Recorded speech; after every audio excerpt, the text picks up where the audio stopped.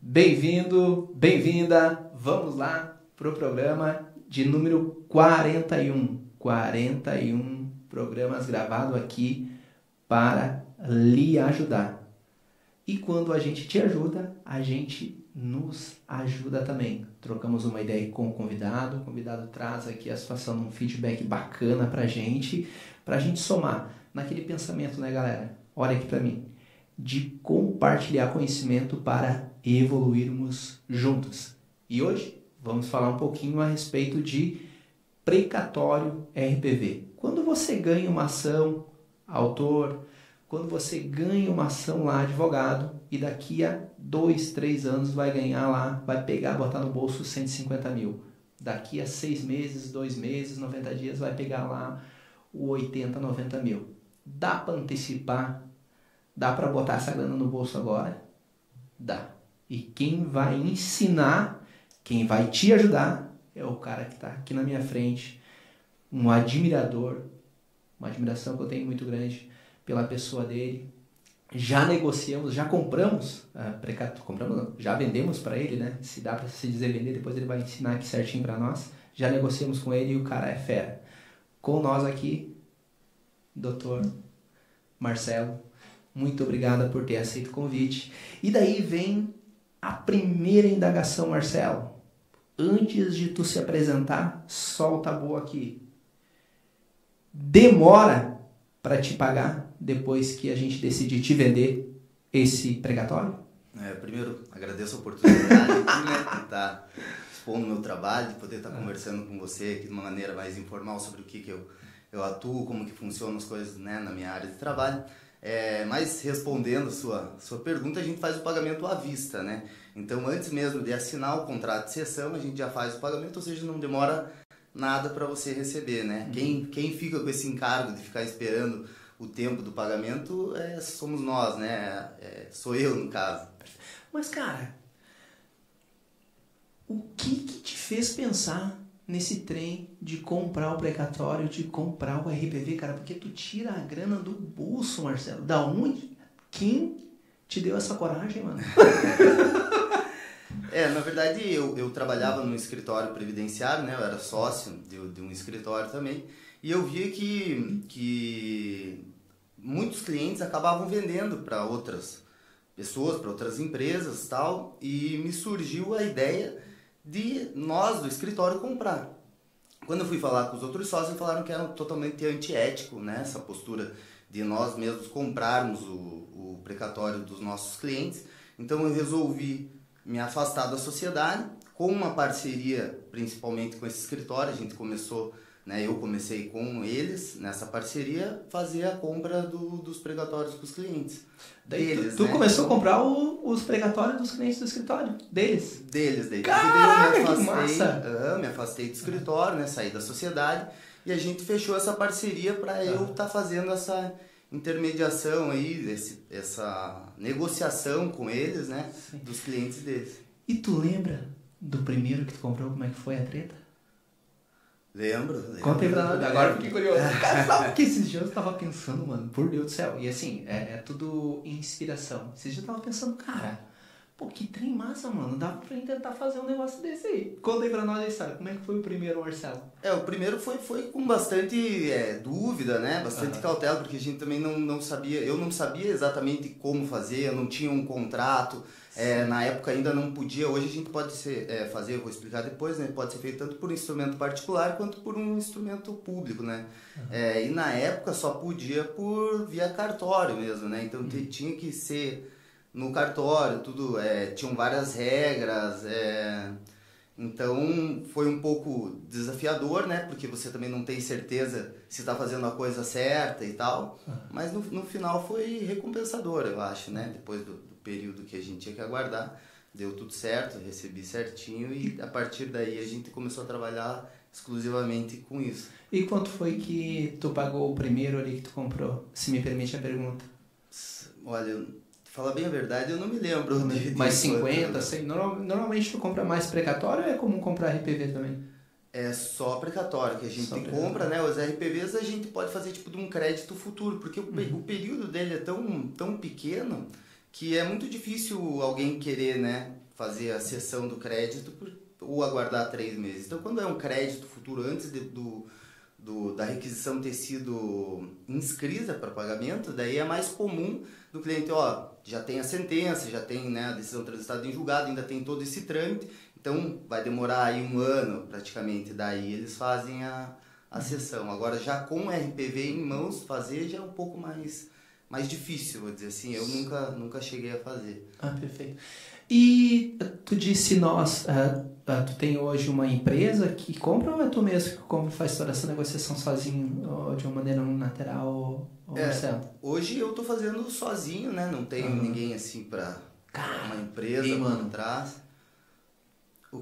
Não, assim, eu fico admirado, velho, com a tua ousadia. Tu me perdoa aí abrir esse parênteses, porque é ter coragem. É ter coragem, mano. Meu Deus do céu, eu acho que eu não teria, velho. Apostar. Tipo, que nesses dias, e aqui, de uma maneira tranquila, digo, não tem por que esconder, né? Esses dias tu comprou um RPV aqui do escritório de um cliente que vai receber daqui a um precatório que tu vai receber daqui a 3 anos, tu vai receber lá 30, 40 mil a mais. Mas é daqui a 3 anos, cara, e tu desembolsou 140, 150 mil à vista, e tu jovem, pegar e tirar 150 mil e entregar para ganhar 30, 40 daqui a 3 anos, coragem. É um investimento, né? Não tem nada... Cara, que se enquadra exatamente no que tu está fazendo, do que coragem. Investimento, né? Termo mais arrojado. Eu acho que o tempo, ele vai passar de qualquer jeito, né? E eu, por mais que trabalhasse com o INSS, com aposentadoria, nunca contribuí para ter uma boa aposentadoria, né? Então, hoje, eu penso que eu preciso fazer o meu pé de meia, vamos chamar assim, para o futuro, né? Então... todo o dinheiro que eu guardei, lógico, eu tive uma ajuda, né, da minha mãe, dos meus pais, para começar, para ter todo um suporte ali. Mas é pensando para daqui uns anos eu poder ficar mais tranquilo e me aposentar com os meus próprios investimentos, com a minha própria renda, né, não dependendo exatamente do INSS, que eu nunca contribuí de uma forma... apropriada, vamos dizer assim. E tu lembra que a primeira vez que a gente conversou, tu disse o seguinte: doutor, eu trabalho desta maneira aqui. Daí teve lá a questão ali de 30%, 40%, etc. Aonde tu se espelhou para pegar essa porcentagem que tu cobra na compra? Tipo, vou comprar um precatório de 100 mil, eu vou pagar por esse precatório 70%. Aonde tu se espelhou nisso? Na verdade, foi uma imposição no mercado, eu acho assim, né? Primeiro, a gente varia muito o percentual de acordo com o tempo que a gente vai e o risco que a gente está correndo, né? Quanto menor o tempo que eu vier a esperar, vai ser menor o percentual do deságio, né? Eu vou pagar mais. E hoje em dia existe um mercado relativamente grande, né? De compra de precatórios. Então a gente sempre propõe fazer a melhor oferta para que o cliente feche conosco, né? Sim. Esses dias tinha um advogado aqui acho que era de São Paulo, cara, se eu não me engano. Não me recordo, mas depois eu até te mando. Ele é especialista em defesa. Olha só que situação mais nichada, né? Ele é especialista em defesa de instituições que compram o precatório e não conseguem sacar. Doideira, né? Tá até aqui, vou pegar aqui a situação tá aqui no Instagram que vou te mostrar. Cara, o menino é fera, tá? Em São Paulo, eu não tenho conhecimento de ter muitas maiores obstruções, assim, né? Mas, infelizmente, no Tribunal Regional Federal da Primeira Região, ali na Bahia, eles estão tendo uma certa dificuldade, né? Você apresenta os documentos, eles estão com uma alegação de que é crédito alimentar, que a princípio não poderia ser cedido e tal, mas é uma posição bem singular deles. A gente até teve esse problema aí, estamos com recurso lá no Tribunal da Primeira Região para ver. Em São Paulo, parece que eles estão regularizando, né? Desculpa te interromper. Faz um tempinho já veio, vamos combinar depois dele. Mas tu vê Mas por que eu mostro ele e abordo o tema? Porque, assim, tem nichos que existem que a gente nem sabe. Ah, Né? sim. E que podem ser explorados. E daí, por isso eu te perguntei, da onde veio a ideia do 30%, onde tu se espelhou?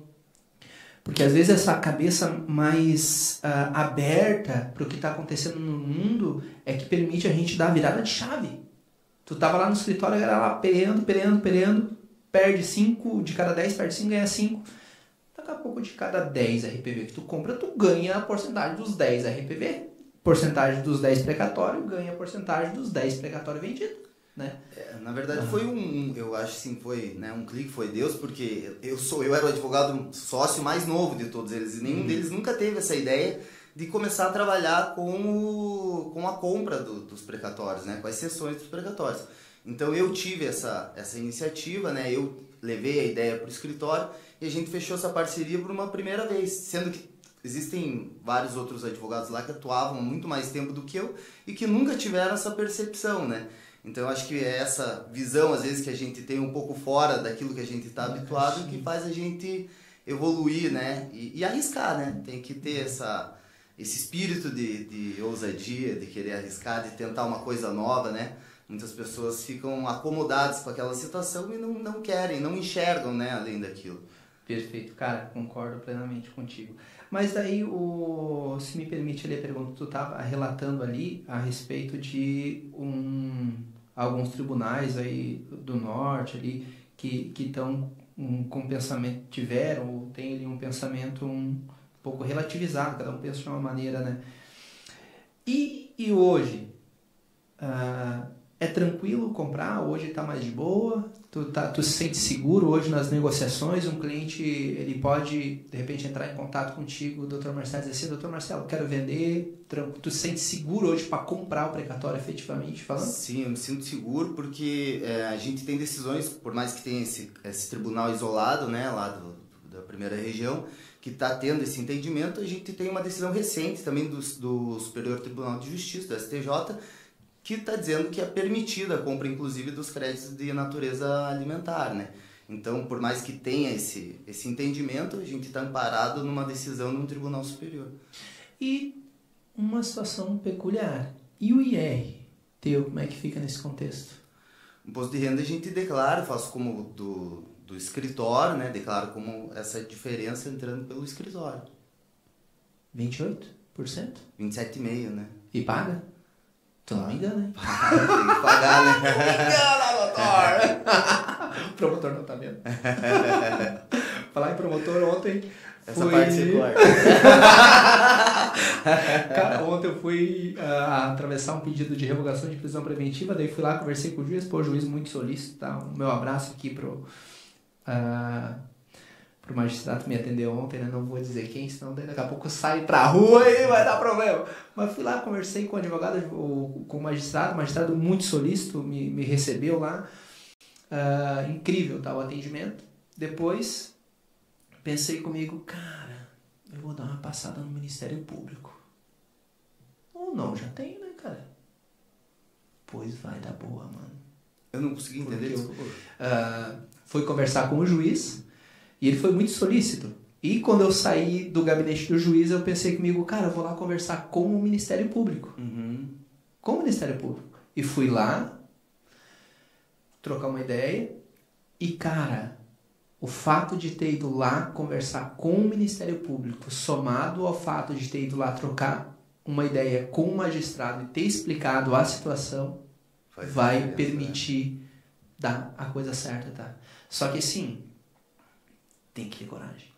Despachar pessoalmente. Despachar, né? Ir lá conversar com o Ministério Público pessoalmente, lá conversar com o juiz pessoalmente, cara, exige ali um pouquinho de coragem, né? Infelizmente não deveria ser assim, né? Eles deveriam ter uma percepção, cara, boa, tanto escrita quanto no tete a tete ali, né? Palavras do Ministério Público, doutor, poucos têm coragem de vir aqui.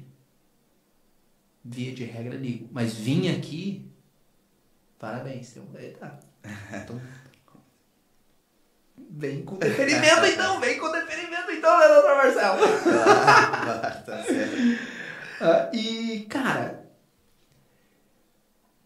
por que que uma pessoa venderia o precatório para ti? Qual a principal vantagem ali de vender o precatório de uma maneira imediata, o Dr. Marcelo, nesse contexto que tu vivencia? O principal motivo seria realmente para não ter que aguardar, né, o próximo exercício financeiro ou até o outro, né, se o teu crédito é inscrito até o dia 2 de abril, você recebe no próximo exercício financeiro, né, no próximo ano. Mas se for depois disso, demora mais né, então digamos que você inscreve ele esse ano, você vai receber no ano que vem. Agora, se for depois de abril do ano que vem, você só vai receber em 2026, isso. E aquela parada de junho e julho? Antes era junho e julho, né? Agora teve uma alteração na Constituição Federal, no artigo 100, e é a partir de 2 de abril. Ah, pai do céu, por Deus que até hoje eu falava junho. Não houve essa alteração. E também tem a possibilidade, né? É uma regra um pouco mais complexa, né?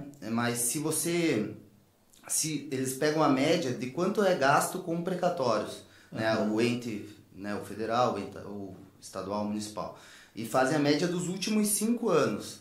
Se nesses últimos 5 anos, digamos que a receita líquida deles do precatório de 2%, atinge 2%, e no outro ano atingiu 3%, faz a média dos 5, deu 2. Nesse ano deu 3, esse 1% ele pode ser parcelado. Então, além de você correr o risco, né, ter que esperar todo esse tempo, você ainda corre o risco de haver um parcelamento do teu crédito, caso haja um aumento na média do percentual pago. Com isso em todos os anos. Vocês conseguiram ficar claro? Consegui. Inclusive, eu passei por isso, tá?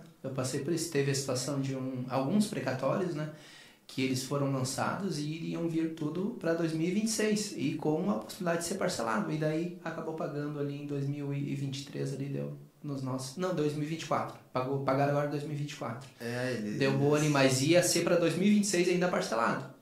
Então, esse risco do parcelamento, então também a gente assume, né? Sim. Então, além de você não ter que aguardar o próximo exercício para receber, você também ainda deixa de correr esse risco de receber parcelado. Perfeito. E o que o mercado hoje, se me permite a pergunta um pouco ousada, né? O que o mercado hoje está antecipando? 70%, 60% do pagamento do valor do precatório? 60% é uma média assim, que eu vejo que as outras empresas estão pagando, né? A gente chega a quase 70%, dependendo do caso, se for para pagamento já no próximo exercício, tiver já no fim, enfim, a gente consegue chegar num valor um pouco melhor, né? Cara, mas 70% não tem nenhum investimento que eu veja com essa margem de lucro de 30%, tá? Cara, é lucrativo, né? Cara, não existe aplicação só em imóveis. Sim. E outras coisas. Ainda mais aqui em Balneário, tá vendo, né? Mas assim, tirando a questão dos imóveis, Marcelo, eu não vejo outra situação que tenha ali uma porcentagem tão interessante quanto seja a compra do RPV, né? Tem que... RPV, não sai o RPV. É que a minha vida é o RPV, não é precatório, tá? É só de vez em quando que aparece. Mas tem toda essa questão de aguardar, né, do risco, tem a questão dos impostos que a gente tem que pagar também. Então tudo isso tem que ser levado em consideração, mas lógico que se não fosse algo lucrativo, se não valesse a pena, eu também não estaria fazendo, né? Boa. Isso aí, cara. Tá, e vamos lá. E como é que funciona essa situação? Pra galera aí que tá nos olhando, vamos fazer um corte disso aí, né, Marcelo? O cara... advogado aqui em São João, advogado aí a nível nacional, né, tá? O nosso cliente lá, ele tem um precatório lá de 150 mil. Como que ele faz para te encontrar? Já deixa aí a letra. E como é que é o procedimento ali para realmente botar a mão na bufunfa e te passar ali a papelada? Né? Então, primeiro vou deixar meu site aqui, né, para vocês, www.higashiyama, que depois eu vou pedir para deixar escrito porque é um pouco diferente, .adv.br. Lá você pode entrar em contato com a gente, né? Trabalha no escritório eu e os meus primos, só gente de confiança. E a gente pode trabalhar das duas formas, que nem eu falei, né? Pode ser feito por escritura pública, onde não há necessidade de eu ir pessoalmente até o cartório. A gente, né, pode fazer tudo isso online, então é uma facilidade da tecnologia que a gente tem hoje para estar fazendo. Então a gente pode atender nível nacional, né? Bahia, todos os estados do Brasil nesse sentido, mas a gente sempre prefere um atendimento mais pessoal, mais humanizado, sabe? Até porque infelizmente a gente vê muitos golpes, né, acontecendo com essas pessoas de mais idade, pessoas aposentadas. É triste, mas eles são mais suscetíveis a estar levando golpe, e esse ramo do precatório também está chamando muita atenção dos golpistas. Então a gente está vendo muita gente levando golpe, tanto de pagamento ou pedindo um pagamento antecipado para poder estar sendo liberado esse crédito. Então as pessoas estão com muito medo. Então a gente prefere fazer esse atendimento mais pessoal, mais humanizado, ir até o cartório, independente de onde seja, em qual cidade seja, fazer o pagamento à vista antes da assinatura do contrato de cessão, e só depois que a pessoa percebe pelo aplicativo do banco dela que o pagamento ocorreu, ela efetivamente assina o documento, a gente reconhece e firma, e está feita a cessão. Cara, que massa, hein? Me convenceu, tá? Pô, massa pra caramba, hein? Bacana, bacana. Porque esse atendimento humanizado, cara, muitos escritores dizem que é o futuro. Eu partilho da ideia de que é o agora. Sim. O atendimento humanizado diante da voracidade da tecnologia presente é o que nos destaca, tá? No meio desse oceano, tá?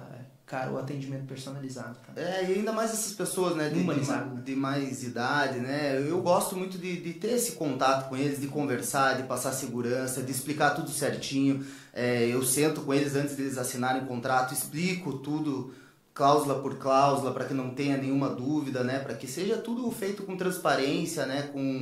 Da melhor forma possível, tanto para eles quanto para nós, né? Pô, perfeito, massa, bacana, tá?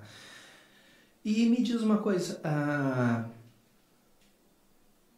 tem essa situação, né, do precatório, né, e tem a questão ali dos honorários do advogado. Então, o cliente quer vender o precatório para ti, né, doutor Marcelo?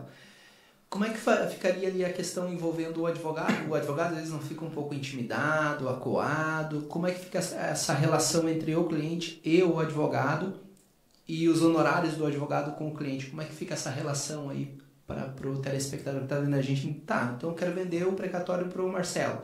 Tá, e o advogado lá, como é que fica essa situação? A primeira coisa que a gente sempre analisa, né, quando vai fazer a compra do precatório, se já houve o destaque dos honorários contratuais, né? Geralmente é cobrado, existe um limite aí de 30% em média dos honorários contratuais. E quando o advogado ele pede a requisição de pagamento, ele já pede para que seja destacado esse valor no precatório. Então o precatório já sai no nome do cliente e no nome do advogado, porque havia muita confusão, tanto para o cliente depois não querer repassar o valor, ou o advogado levantava tudo e não passava para o cliente. Então hoje já é bem pacífico esse entendimento aí nos tribunais da possibilidade do destaque dos honorários, e a maioria dos advogados que a gente... dos casos que a gente tem pego, os honorários já estão destacados. Cara, bacana. Caso eles não estejam destacados, a gente entra em contato com o advogado, que era o advogado da causa, e por uma questão ética, né, a OAB nos obriga, até quando a gente vai assumir o processo, a comunicar eles, e já nos acertamos com relação a isso, já fazemos um contratinho certinho, já especificando o percentual deles, para que não tenha nenhum tipo de dúvida, de equívoco ou de erro, né, no meio do processo. Até é legal, porque acaba aqui o advogado ele sendo um parceiro, né? E parceiro no sentido de que teve ali a negociação com um autor de uma ação para comprar o precatório dele. Esse advogado que advoga para ele tem outros clientes também. Vamos comprar mais precatório. Esse advogado. Então essa parceria saudável é muito legal. É legal. A gente tem algumas parcerias nesse sentido, apesar de a gente encontrar muita resistência, na verdade. Não sei exatamente qual é o motivo que a gente encontra esse tipo de resistência dos advogados em querer nos auxiliar em fechar uma parceria, até porque a gente muitas vezes oferece uma comissão para esses advogados, para que a gente possa estar fechando com os demais clientes deles. Mas a gente percebe muito uma resistência deles, na verdade, né? Sim. Vou dizer que a gente tem hoje aí uns 4, 5 parceiros, mas a gente sempre tenta falar com o escritório, informar que tem essa possibilidade, pedir para que ele nos informe outros clientes que a gente, caso dê certo, a gente paga uma comissão, mas é muito raro acontecer. Cara, mas aí, bacana. E se me permite aí, a gente aí vai vai entrando aqui numa situação de um outro momento aqui no nosso diálogo que também é muito importante. Invertemos a ordem, Dr. Marcelo. Eu acho muito massa essa situação de fugir à situação da regra. Qual é que é a regra? Chega, se apresenta, diz a especialização e daí depois começa a conversar. Então, fugimos uma regra aqui, comecemos no fight, né, cara? Falando sobre grana. E agora, vamos virar um pouquinho aí a situação desse contexto pra gente conhecer um pouco, né, do Dr. Marcelo, né? Se tu me permite aí uma pergunta um pouco mais íntima daí, né, Marcelo? Há quanto tempo, cara, tu já tá trabalhando com a situação do precatório? Há quanto tempo tu tá trabalhando com o direito, brother? Eu me formei em 2010, né? Um tempinho de estrada, mano. Sou advogado em MLB 59551 lá do Paraná. E fui fazendo pós-graduações, estudei um tempo para concursos também. Não deu certo, não passei nos concursos que eu queria, né? Mas eu acho que tudo colabora para a gente estar nessa situação que a gente vive hoje, né? Então eu agradeço de não ter passado, na verdade. Bonito. E daí agora com essa questão fui trabalhar no escritório previdenciário, lá fiquei 4, 5 anos e agora a gente está 3 anos trabalhando só com precatório. E não te instiga um escritório? Tá de boa com um escritório de compra de precatório, RPV? Não te instiga a voltar a advogar? Ou... Eu gosto muito de advogar, na verdade. Eu gosto muito, sempre gostei. Eu gosto de estudar leis, eu gosto de estudar o direito. Acho que a advocacia nos permite uma coisa que poucas profissões permitem, que é vencer, né? A gente vence uma causa, a gente tem... E não só isso, porque é muito gratificante, né? A gente...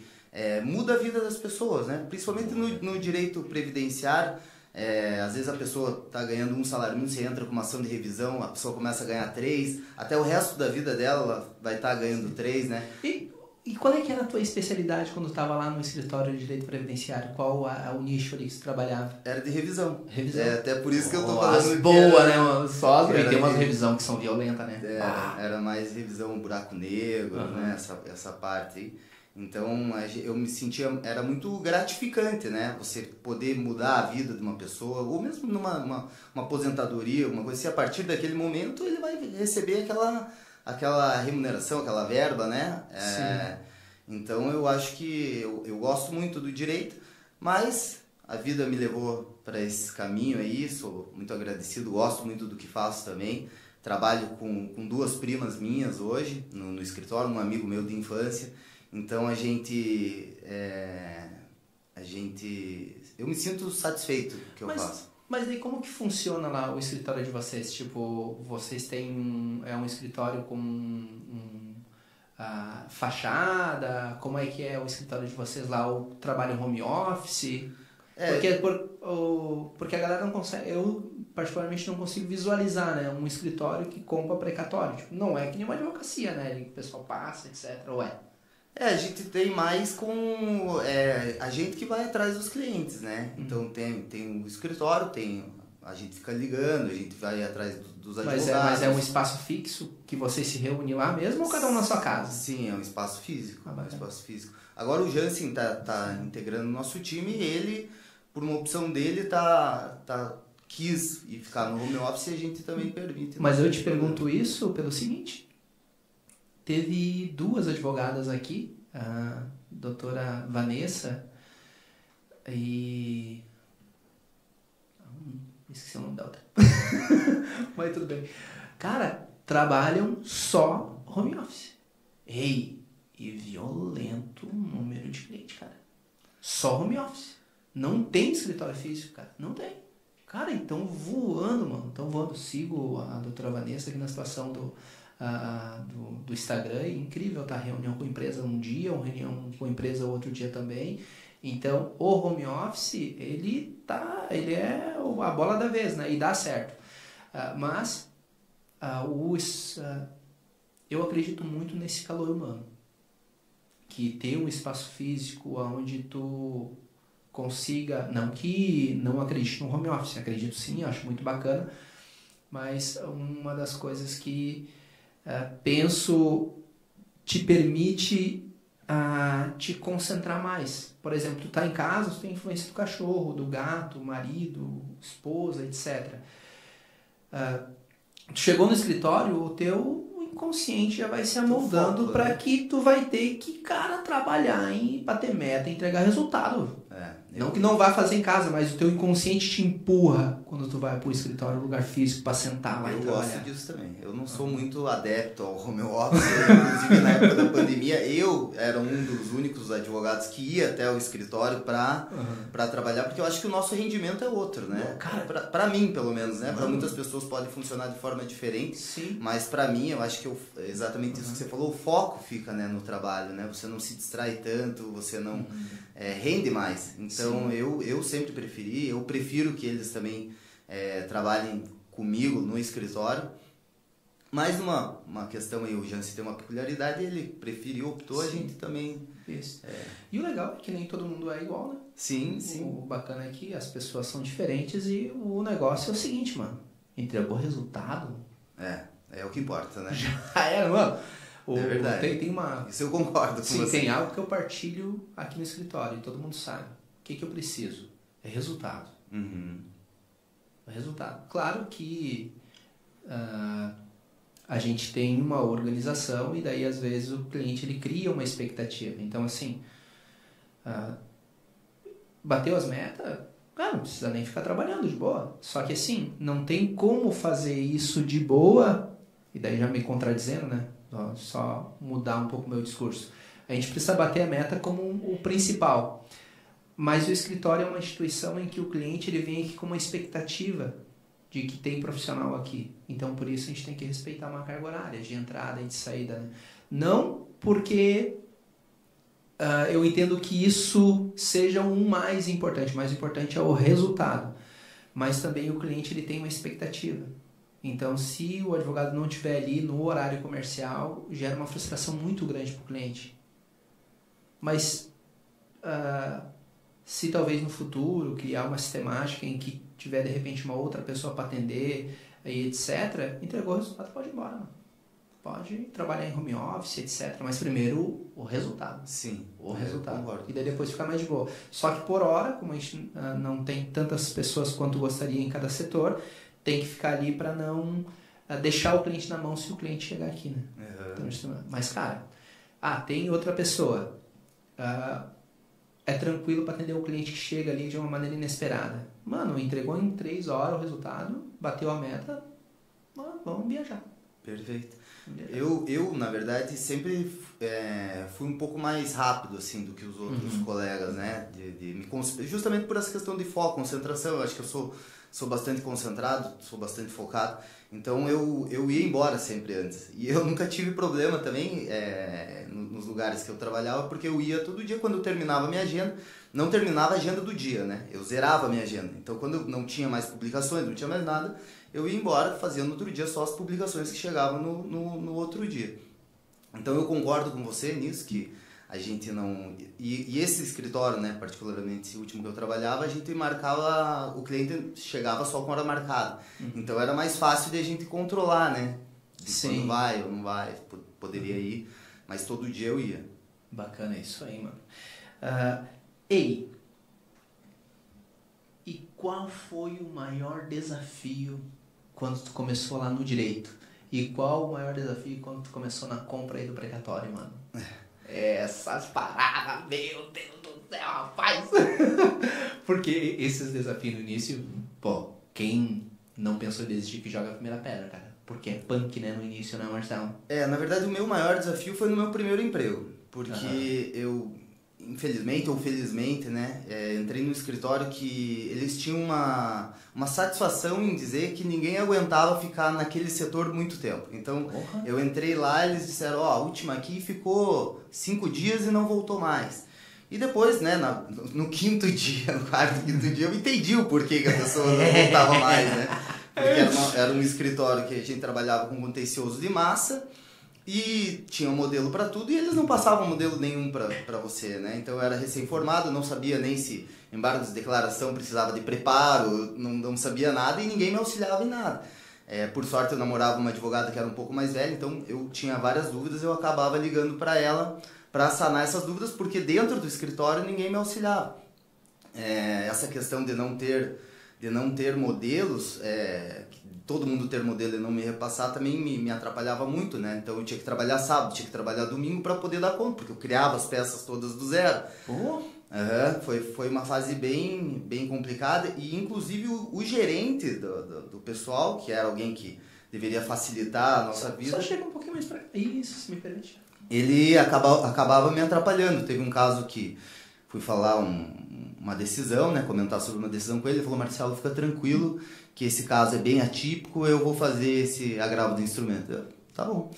Aí passou, tinha 10 dias de prazo, né, já tinha passado algum tempo e tal, 10 dias de prazo, passou 5 dias, eu fui lá e falei: ó, Diogo, tem 5 dias, tá? Marcelo, pode ficar tranquilo que esse aí eu vou fazer e tal, já tô sabendo. Falei: tá bom. 2 dias pro prazo, fui falar de novo. Ele falou: não, Marcelo, fica tranquilo, eu já sei. Um dia, fui de novo, no dia ele não foi trabalhar, pedi pra coordenadora ligar pra ele, ele falou: não, pede pro Marcelo fazer. Então eu acho que esse foi o meu maior desafio, mas também foi onde eu mais cresci. Cara, loucura, mano. Porque as pessoas não me ajudavam, eu tive que aprender sozinho. Se tivesse que me falar 2 vezes, já me olhava de cara feia, então eu aprendi que tudo que me ensinava eu anotava para não ter que pedir de novo. E nos outros trabalhos, por mais que falava: ó, essa pessoa que vai trabalhar é difícil, eu sempre me dei bem com elas, porque eu já tinha uma forma de trabalhar, né, um método de trabalhar mais independente, mais tranquilo, assim. Então, na verdade, hoje eu agradeço até por ter tido um começo difícil e ter conseguido superar isso, né? Sim. Cara, mas é forte, mano. É forte. E já ouvi várias histórias, cara, de pessoas que trabalharam nos lugares e foram, cara, foram humilhadas, que as pessoas fizeram de propósito pra pessoa não ficar. E daí eu olho pra trás, cara, e, cara, eu agradeço a Deus, mano, porque, cara, eu nunca passei por situação trabalhando assim.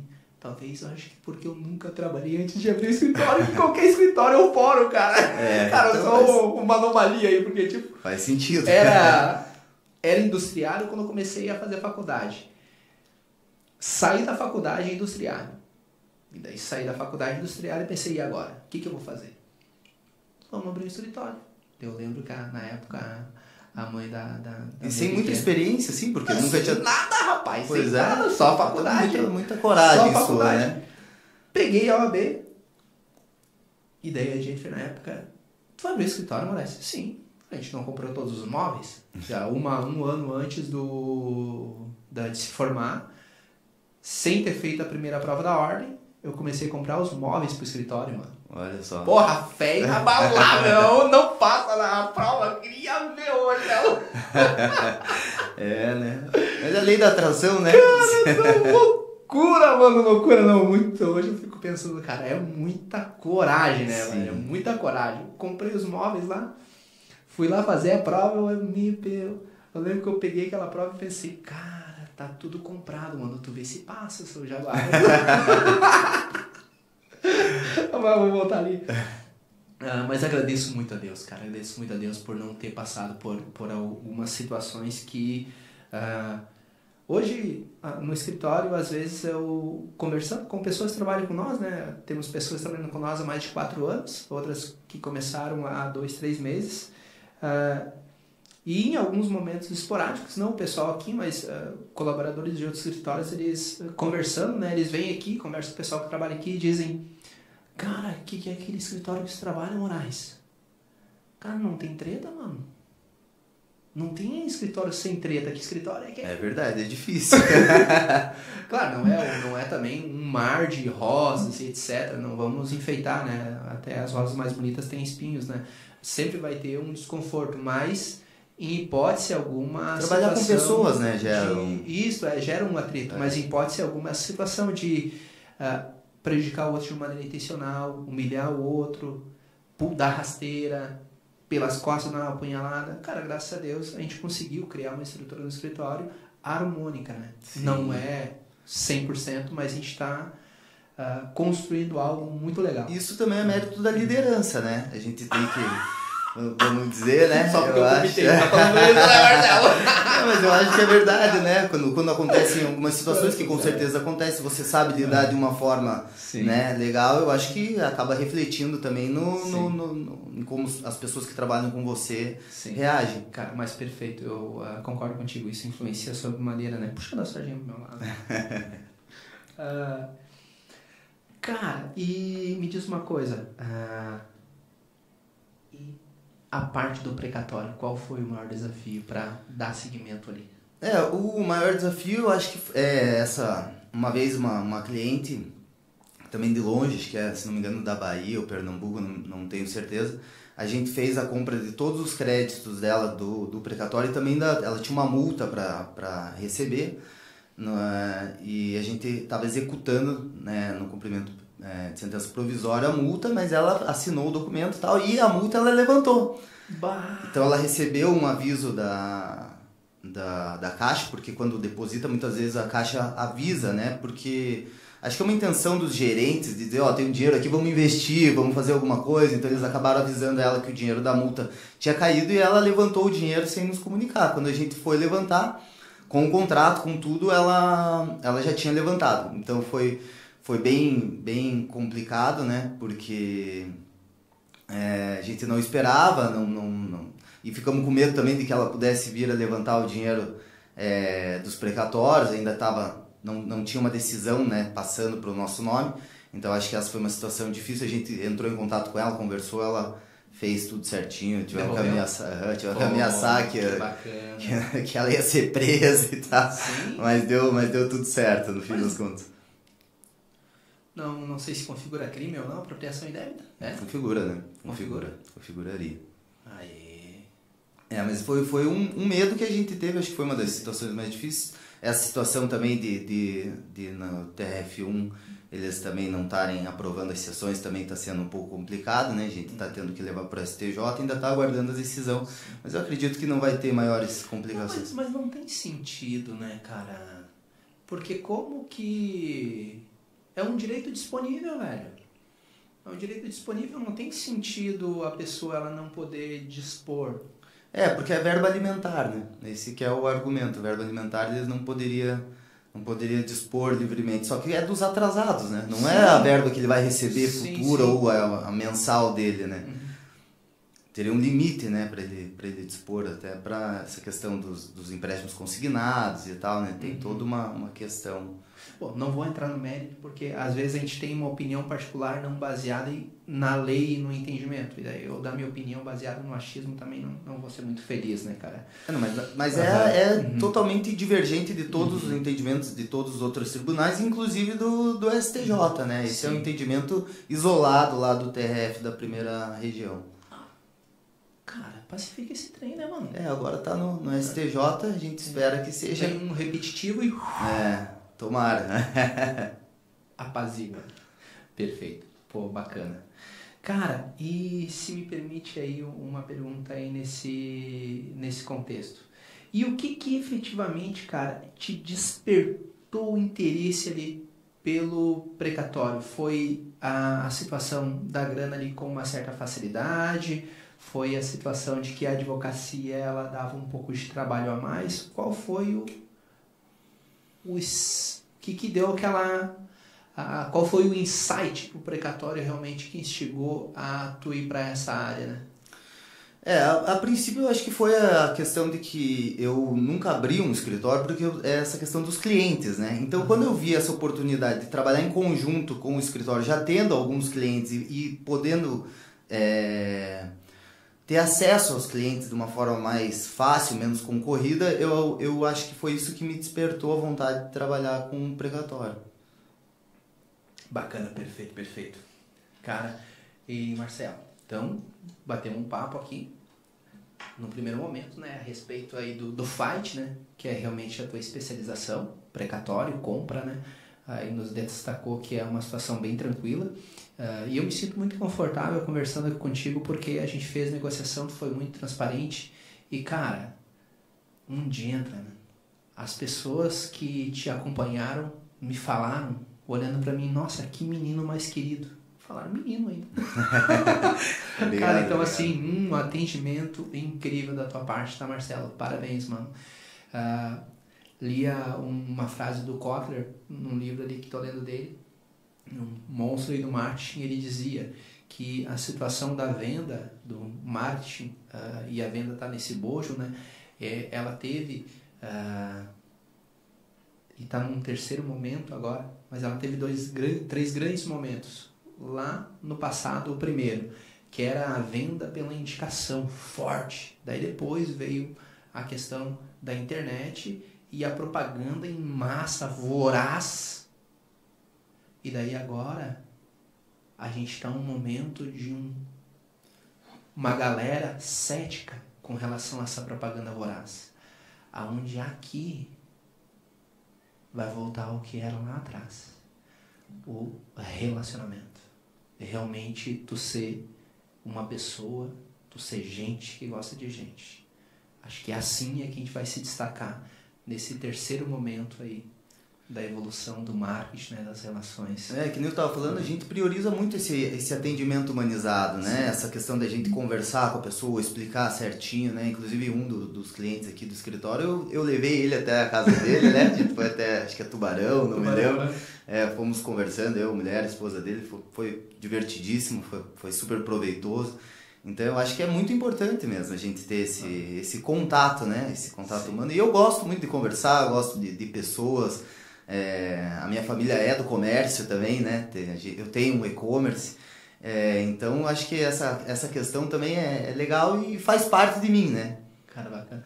Cara, a gente conversou de uma maneira meio por cima. E como é que tá agora a situação do e-commerce? Tá massa?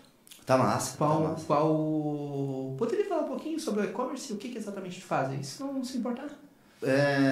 Nós vendemos produtos de todos os nichos, né? Porque como a gente trabalha com o Mercado Livre, a gente só vai anunciando, o Mercado Livre é responsável por fazer as campanhas, os negócios. Então, tanto Mercado Livre, Casas Bahia, Americanas, Magazine Luiza, a gente põe os produtos à venda lá e eles fazem o marketing para vender, né? Na verdade, eles são um sócio meu. Muitas vezes eles chegam a ter mais lucro do que eu com os meus próprios produtos, mas é a questão da confiança, eu acho, né? Então, fora isso, eu tenho o meu site também, que vem um pouco por lá. A gente anuncia no OLX, daí tem esse contato um pouco mais de cliente e tal, mas se não, é mais pelos marketplaces mesmo. O que é exatamente marketplace? É o Mercado Livre, né? O Mercado Livre é um marketplace porque os produtos não são dele, né? Sim. Ele é uma plataforma que anuncia o produto de terceiro.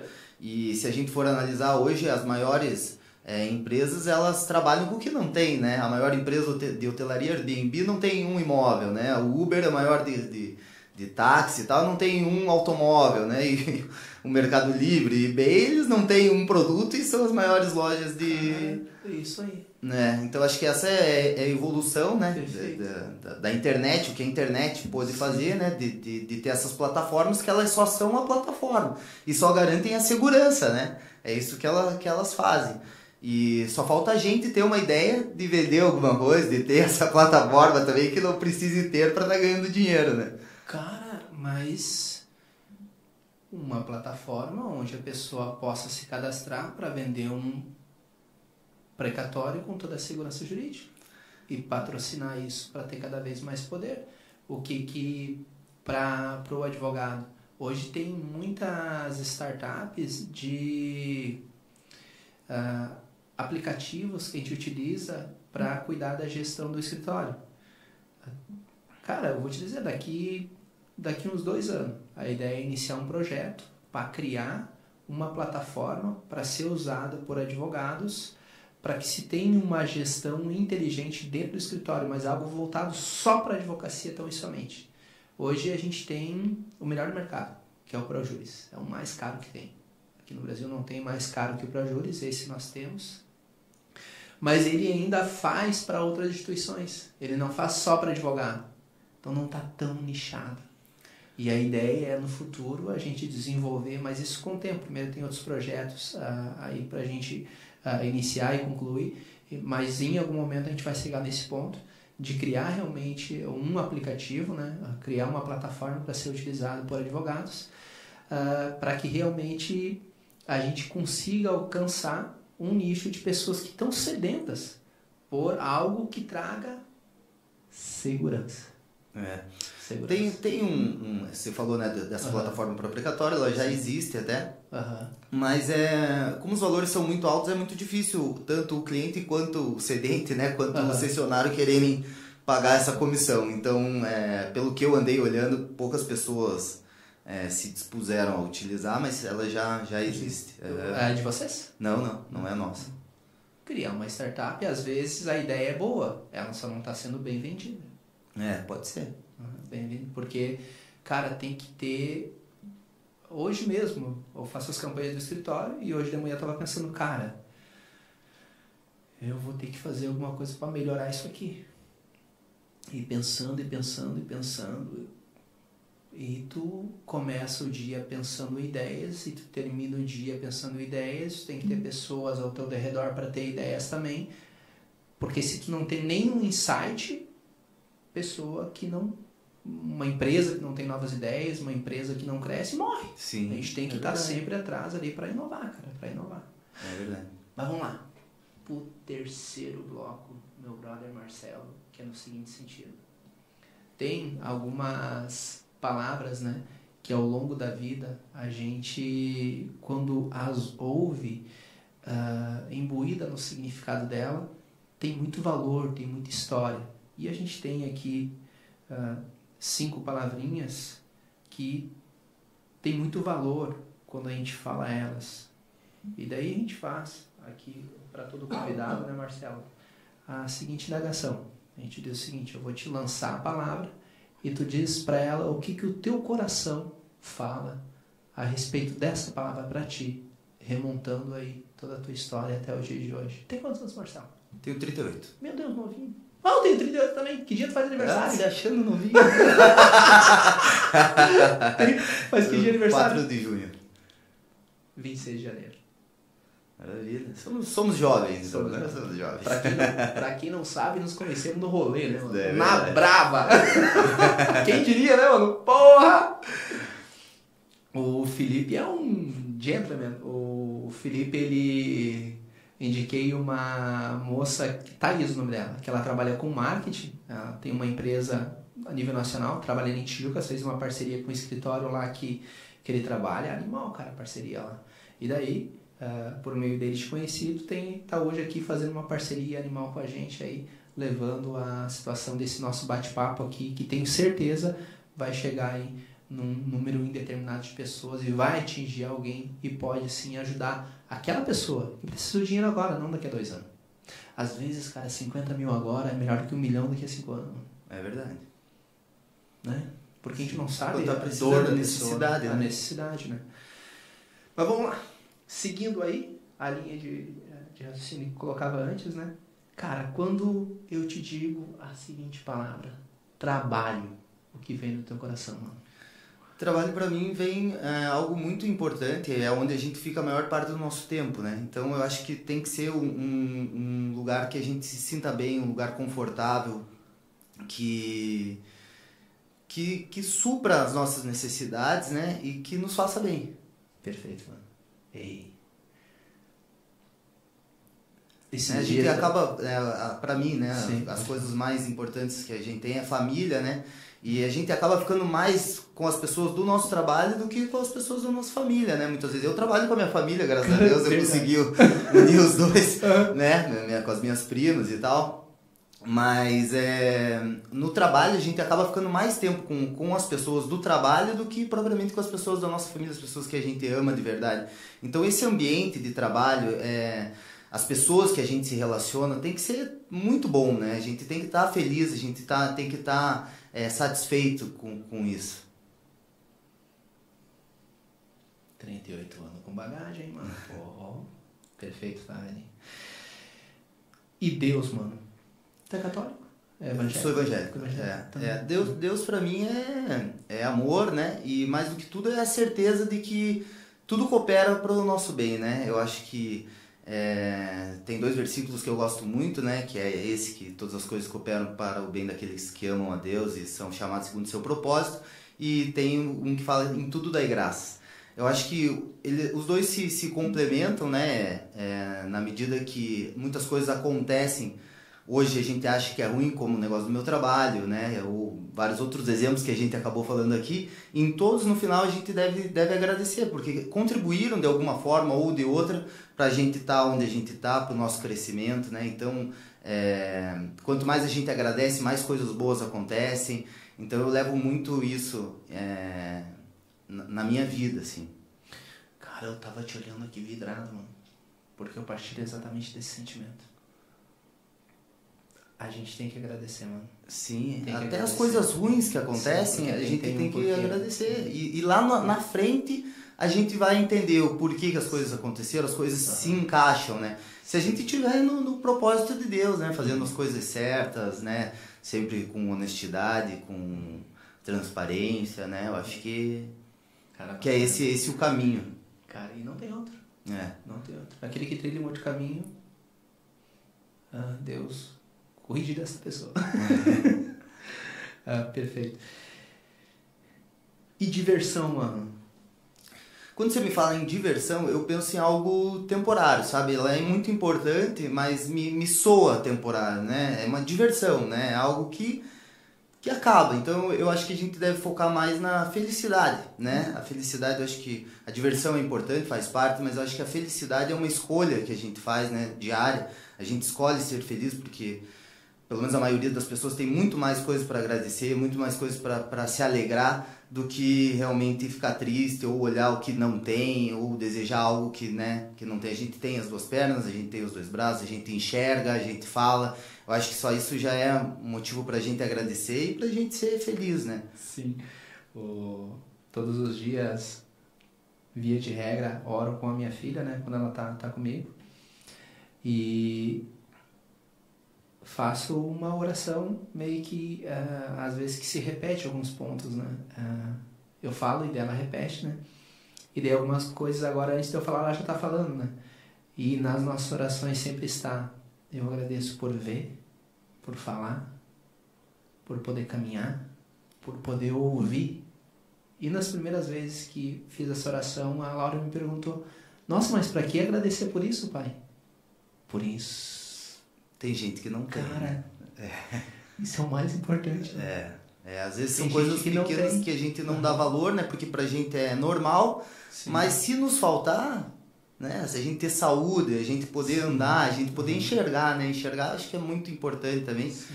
A minha avó, a mãe da minha mãe, no fim da vida dela, ela ficou ceguinha, coitada. Então eu vejo a dificuldade que foi, né? Ela teve... esqueci o nome agora da doença, mas ela ficou ceguinha, né? Sim, sim. Foi bem difícil. Então, acho que essas pequenas coisas, né, a gente tem que agradecer, a gente tem que estar sempre lembrando, né, de como Deus é bom, de como a nossa vida é boa, de como a gente tem tantas coisas para agradecer a mais do que para reclamar, né, para murmurar. Perfeito, cara.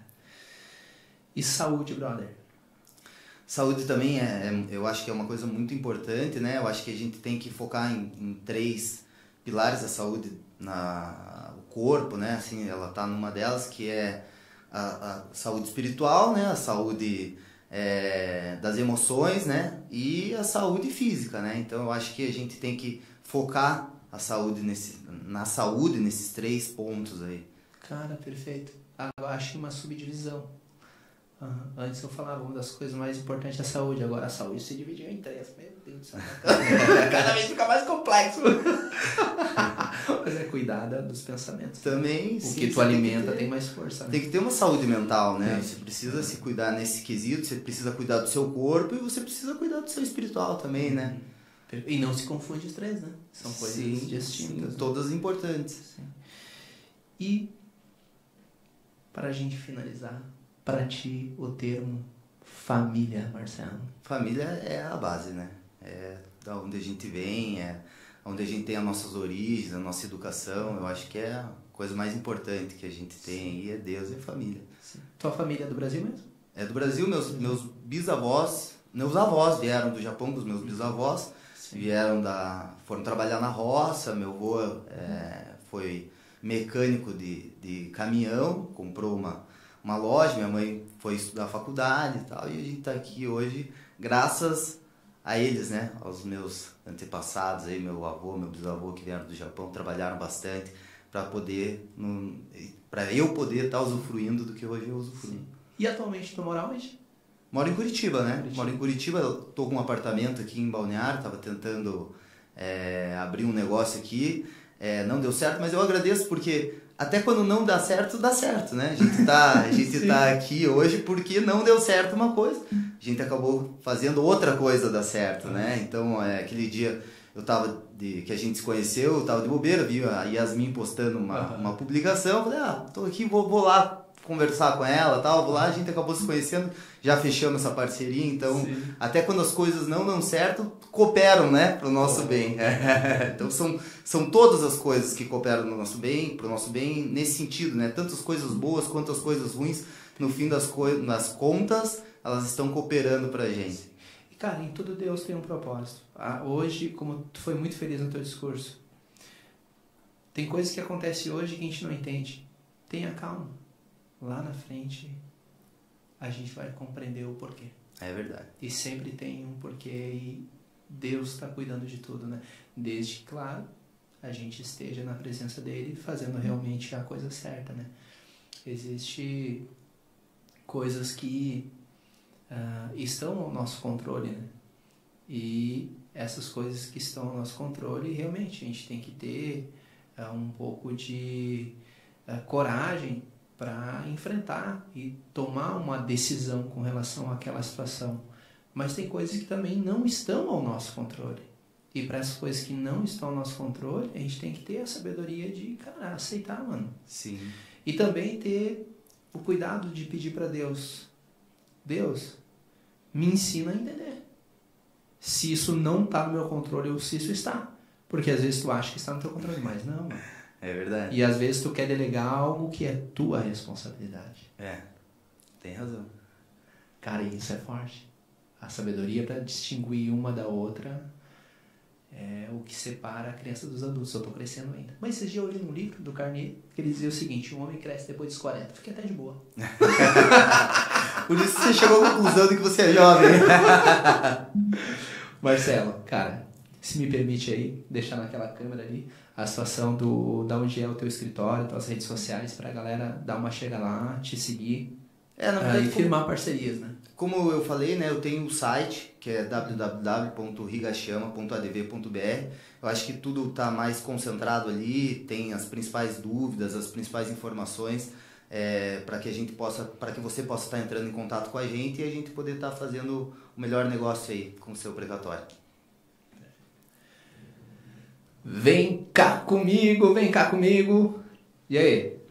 Tá aqui no finalzinho da gravação? Galera, papo animal hoje, hein? A respeito de coragem, a respeito de dinheiro, a respeito de fé. Um bate-papo massa pra caramba. Agradeço de coração. Dr. Marcelo esteve aqui. Trouxe muito conhecimento técnico também, tá? A respeito de, cara, tem um precatório para vender, é grana no teu bolso agora, não é amanhã.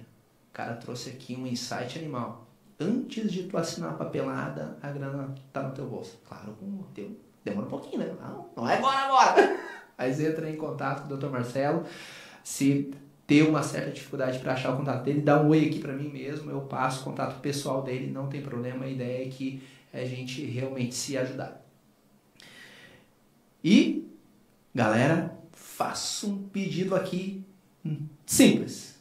Se inscreve no canal e vem com a gente para daqui a alguns dias e vendo os cortes que vão saindo aí ao longo aí do que vai se passando as próximas horas, com aqueles insights bacana, um resumo aí da gravação. Um forte abraço, Deus abençoe, naquela vibe do bem a gente parte.